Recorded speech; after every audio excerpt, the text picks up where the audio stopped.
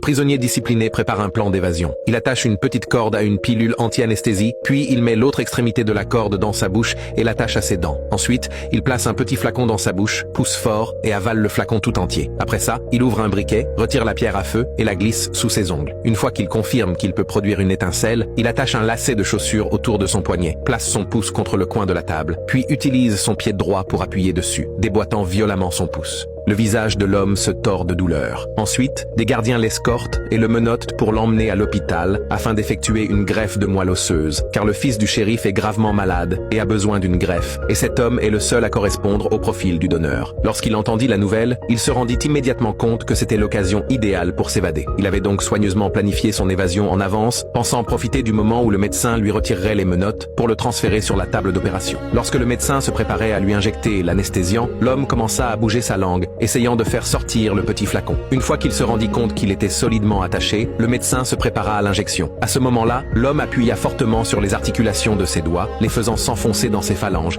puis brisa discrètement le flacon dans sa bouche. Lorsque le médecin termina l'injection d'anesthésiant, les mains de l'homme avaient déjà glissé hors des menottes. À ce moment-là, le médecin remarqua que l'indice d'anesthésie de l'homme ne baissait toujours pas, et il ne comprenait pas du tout ce qui se passait. Alors que le médecin était perplexe, l'homme lui donna un violent coup de pied, se leva rapidement, retira le tuyau d'oxygène et utilisa la pierre à feu sous ses ongles pour allumer l'oxygène. Avec le jet de flamme, il repoussa plusieurs médecins, puis cracha les morceaux de verre avant de s'échapper de la salle d'opération. Une fois dehors, il saisit le défibrillateur sur la table, sauta dans les conduits de ventilation. Le défibrillateur frotta contre les parois des tuyaux, produisant des étincelles, avant de finir par tomber dans la décharge. Ensuite, il sortit de l'hôpital par les égouts et réussit à s'échapper en voiture. Au moment où le gars célébrait sa fuite, personne ne s'attendait à ce que le shérif le poursuive aussi vite en voiture. Il le voit filer vers le pont et donne immédiatement l'ordre au pontier de lever le pont. Quand le type voit ça, il s'arrête, sort de la voiture et court vers le pont. À ce moment-là, le shérif descend de sa voiture et lui dit de retourner en prison. Le gars, tout excité, répond qu'il vient à peine de s'en sortir, et même s'il saute du pont, il ne reviendra pas avec lui. Juste à ce moment-là,